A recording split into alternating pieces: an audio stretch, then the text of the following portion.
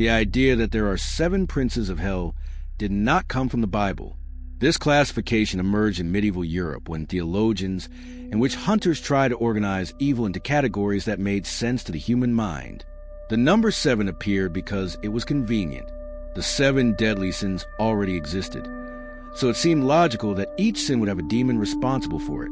It was a German Jesuit named Peter Binsfeld who, in 1589, wrote this list for the first time in an official way. He was not inventing anything from scratch. Binsfeld took names that were already circulating in grimoires, magic texts, and ancient Jewish traditions, and organized everything as it were a manual of demonic hierarchy. His intention was practical. If you know which demon causes which sin, it becomes easy to combat the problem. But what Binsfeld really did was create a map of human behavior disguised as religious cosmology. Lucifer is the first on the list. He is not just another demon. Lucifer was an angel, the most beautiful and brightest of all. His name means light bearer. The story everyone knows is that he rebelled against God out of pride, was expelled from heaven, and became the chief of hell. This story comes mainly from the book of Isaiah in the Old Testament, but the original text talks about a king of Babylon, not about a fallen angel. It was the Christians who turned this passage into a metaphor about Satan. Lucifer sin is pride, and he commands a legion of demons that make people believe they are better than they really are. Lucifer's pride is not that simple pride of someone who thinks they are beautiful. It is the pride of someone who thinks they do not need anyone, who is above the rules, who deserves more than others just for existing. Today, this behavior is everywhere. Just look at any social network. People build false versions of themselves, show only the good moments, hide the failures, create an image of success that does not exist. This is Lucifer's work. He does not need to do anything. People destroy themselves trying to maintain an image that is a lie. Modern pride is a guy who pretends to be rich on Instagram, the woman who hides depression behind happy photos, the man who does not ask for help because he thinks that is a sign of weakness. Lucifer does not appear with horns and fire. He appears as that voice in your head saying you are too special to accept reality. Mammon is the second prince, and he takes care of greed. The name Mammon comes from an Aramaic word that means wealth or money.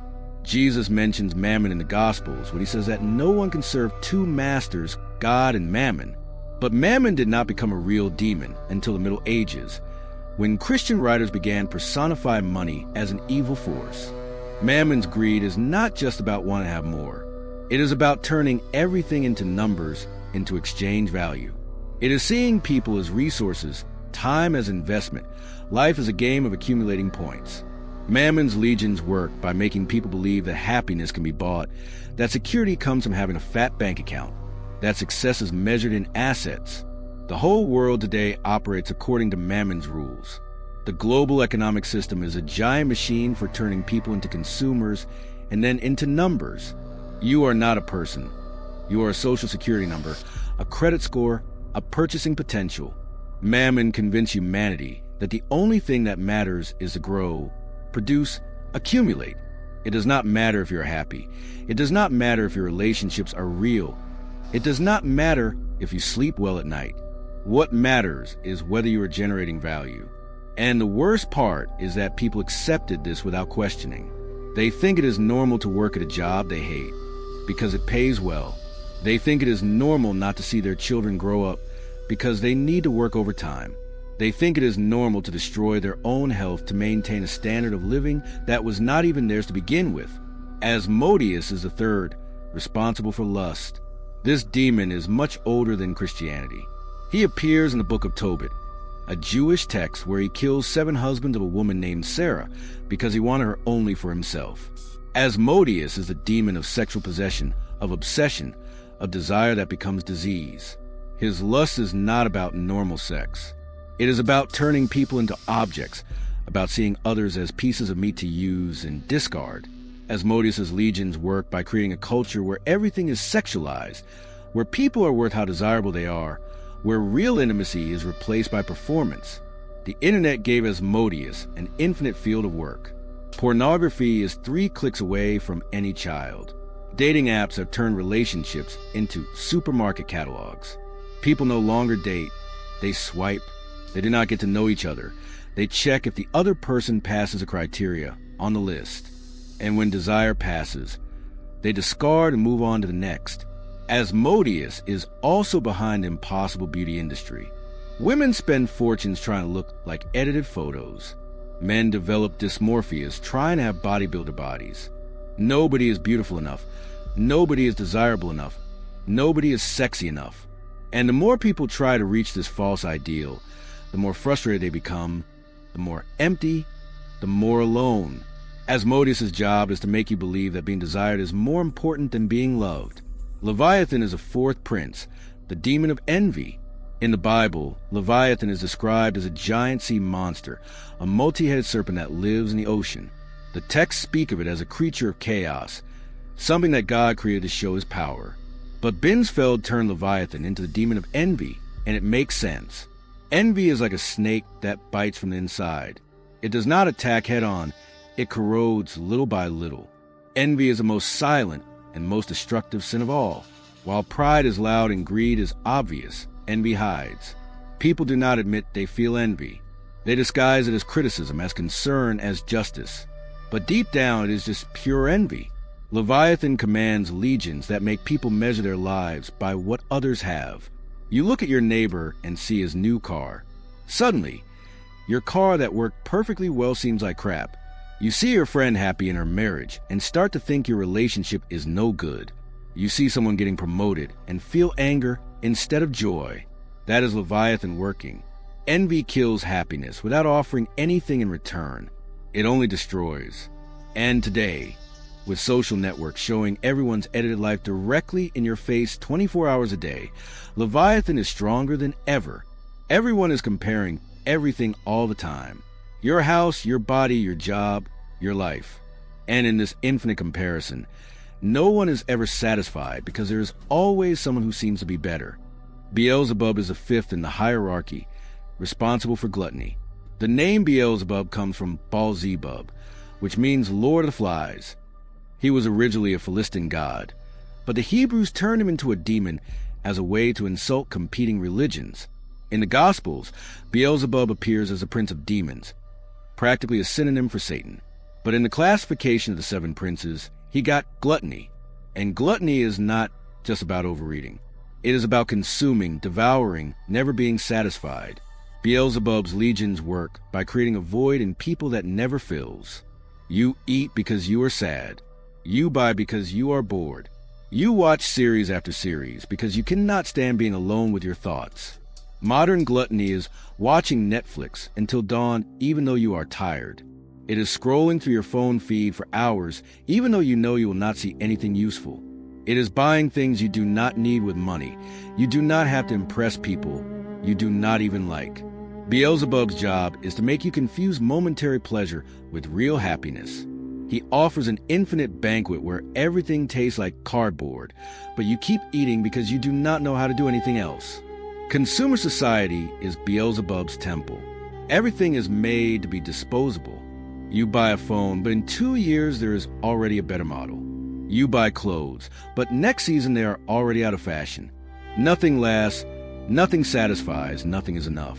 And people think the problem is that they have not bought the right thing yet, have not eaten the right food yet, have not experienced the right experience yet. But the truth is that the hole inside them was made to never be filled. The sixth prince has a name problem. Some lists put Satan, others put him on. This happens because Satan is a generic term that means adversary in Hebrew, so it ended up becoming kind of a nickname for several different demons. Mammon, on the other hand, was an Egyptian god who was demonized by Christians. Either way, this prince takes care of wrath, and wrath is the most honest sin of all. When you are angry, you know it. You feel the blood rise, the heart race, the urge to break something or hurt someone. Wrath does not hide. But this prince's legions do not work by creating anger out of nowhere. They work by making people think their anger is justified, that violence is an acceptable response, that losing control is normal. The world today is full of anger. Just enter any online discussion. People are furious all the time. Furious with politics, with the economy, with those who think differently, with those who are different. Anger has become currency. The angrier you get, the more attention you receive. Social media algorithms have figured this out. Content that generates anger generates engagement. So they show more and more things that make you irritated.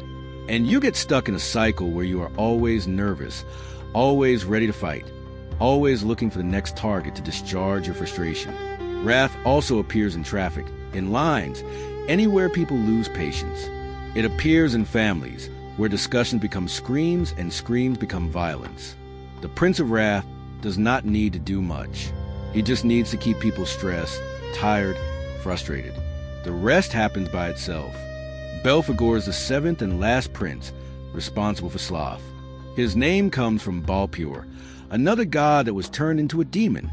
Belphegor is described as a demon who tempts people with inventions and discoveries that seem useful, but actually make them dependent and lazy. The sloth that Belphegor represents is not that physical laziness of not wanting to get out of bed. It is spiritual laziness, giving up, apathy. It is when you look at the problems of the world and think, there is nothing I can do. It is when you know something is wrong, but do nothing because fixing it takes work. Belphegor's legions work by killing peoples with a fight to grow, to change. They make everything seem too difficult, too laborious, meaningless. Why study if a degree does not guarantee a job? Why exercise if you're going to die anyway? Why make an effort in the relationship if it is easier to break up and get another one? Belphegor is the demon of giving up. And today, with everything so fast and disposable, giving up has become standard. People give up learning to play an instrument because they do not get good in a week. They give up reading a book because it has too many chapters. They give up resolving conflicts because difficult conversation takes work. Belphegor's laziness does not leave you still doing nothing. It leaves you busy with things that do not matter while the things that really matter are left aside. You spend 3 hours watching silly videos on TikTok, but do not have time to call the friend who needs help. You know all the details of celebrities' lives, but do not know your neighbor's name. You're always doing something but never do anything that really matters. When you put these 7 princes together, what emerges is not a map of hell. It is a map of the human being. Each of these demons represents a part of human nature that, when it gets out of control, destroys the person from the inside out. Lucifer's pride becomes isolation. Mammon's greed becomes emptiness. Asmodeus's lust becomes loneliness. Leviathan's envy becomes bitterness. Beelzebub's gluttony becomes addiction. Satan's wrath becomes violence. Belphegor's sloth becomes waste. And the scariest part is that none of these demons need to appear with horns and a pitchfork. They work through the normal structures of society, through capitalism, the internet, culture, education. They do not break the rules. They are the rules. But there is one thing that Binsfeld and the other medieval theologians did not tell when they created this list. These demons have no power of their own. They only exist because people feed them. Every time you choose a comfortable lie, instead of the hard truth, you feed Lucifer. Every time you buy something to fill an emotional void, you feed Mammon. Every time you use another person as an object, you feed Asmodeus. Every time you feel anger at someone else's happiness, you feed Leviathan. Every time you consume without need, you feed Beelzebub. Every time you explode, instead of talking, you feed Satan. Every time you choose the easy path, knowing it is not right, you feed Belphegor. And these demons get stronger not because they have magical power, but because you give power to them through your choices. The real question about the 7 princes of hell is not whether they exist as literal beings on some spiritual plane. The question is that they exist as behavior patterns that repeat themselves in every human society forever. The names change, the stories change, but the behavior is the same. In ancient Greece, they had other names. In ancient China, still others. But the pride that destroys, the greed that corrupts, the desire that enslaves, the envy that poisons, the excess that sickens, the anger that kills, and the giving up that paralyzes have always been present. Binsfeld just organized what everyone already knew. Evil does not come from outside. It grows from within. And the only way to fight it is to recognize when it is acting through you. When you see an arrogant person, you are not seeing Lucifer. You are seeing a person afraid of being insignificant. When you see someone obsessed with money, you are not seeing Mammon. you are seeing someone who has not learned another way to feel safe. When you see destructive lust, you are seeing someone confusing connection with validation. When you see envy, you are seeing someone who has lost touch with their own value. When you see gluttony, you are seeing someone trying to fill a hole that should not exist. When you see disproportionate anger, you are seeing pain that has not been treated. When you see chronic laziness, you are seeing despair disguised as indifference. The demons are just a personification of what happens when human suffering is not resolved and becomes destructive behavior. The interesting thing is that the tradition of the 7 princes of hell survived for centuries not because people literally believed in demons, but because this structure worked as a tool for self-knowledge. When you can name the destructive pattern, it becomes easier to deal with it. If you realize you are acting with excessive pride, you can do something about it. If you realize you're letting envy take over, you can work on it. But if you do not even recognize the pattern, it continues acting without resistance. The medieval theologians understood this. They created a system where people could look at their own lives and identify which demon was most active in them at that moment. It was not about condemning people to hell. It was about giving them a mirror where they could see their own flaws clearly. Today, we have lost this. Modern society says you do not have to fight these impulses. You have to embrace them. Be proud of who you are. Make money without guilt. Explore your sexuality freely. Want what others have. Consume as much as you want. Express your anger. Relax and let life take you. All this sounds beautiful until you realize they are exactly the instructions the 7 princes would give. The difference is that in the past, they were identified as problems. Today, they are sold as solutions. Pride is empowerment. Greed is ambition. Lust is freedom. Envy is motivation. Gluttony is life experience. Wrath is authenticity. Sloth is self-care. They change in names, but the result is the same. Empty, frustrated, lonely people destroying themselves and thinking they're living the best version of their own lives. The 7 princes of hell do not rule through fear or force. They rule through convincing. They make you believe that the path that leads to destruction is actually the path to happiness. And when you finally realize you were wrong, you are already so deep that going back seems impossible. This is the true demonic hierarchy. It is not a military structure with generals and soldiers. It is a network of lies that sustain each other. Pride prevents you from admitting you are wrong. Greed prevents you from letting go of what is destroying you because you have already invested so much. Lust prevents you from building something real because the superficial is easier. Envy prevents you from being happy with what you have. Gluttony prevents you from stopping even when you are already full. Wrath prevents you from forgiving and moving on. Sloth prevents you from doing the necessary work to change. Each sin reinforces the other, creating a cycle where the person gets stuck. The only way out of this cycle is brutal honesty. You need to look at your own life and admit where you are failing. You need to recognize pride when it appears. You need to question whether you really need what you are chasing. You need to ask yourself if you are seeing people as people or as objects. You need to examine whether your anger is fair or if it is just an open wound that never healed. You need to differentiate taking care of yourself from settling into mediocrity. This is not easy. In fact, it is the hardest thing there is because it means admitting you are not a victim of circumstances. You are an active participant in your own destruction. And when you admit this, the responsibility to change falls entirely on you.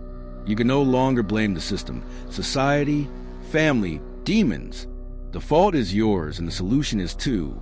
The 7 princes of hell are a reminder that evil is not something external that attacks you. It is something internal that you allow to grow. Every time you act against what you know is right, you are strengthening one of these patterns. Every time you choose a comfortable lie instead of the inconvenient truth, you are giving ground to them. And little by little, choice by choice, you become the worst version of yourself without even realizing it. Until one day you wake up and no longer recognize who you are. Not because a demon possessed you, but because you spent years building your own prison, brick by brick, decision by decision. And then you have 2 options. Either accept that this is your life now and continue in it until you die, or start the long and painful work of dismantling everything and rebuilding from scratch. Most people choose the first option because it is easier, because it takes less work, because real change requires sacrificing everything that is familiar, even when familiar is killing you. This is the final victory of the 7 princes. They do not need to drag you to hell. You build your own hell right here and still think you are in control.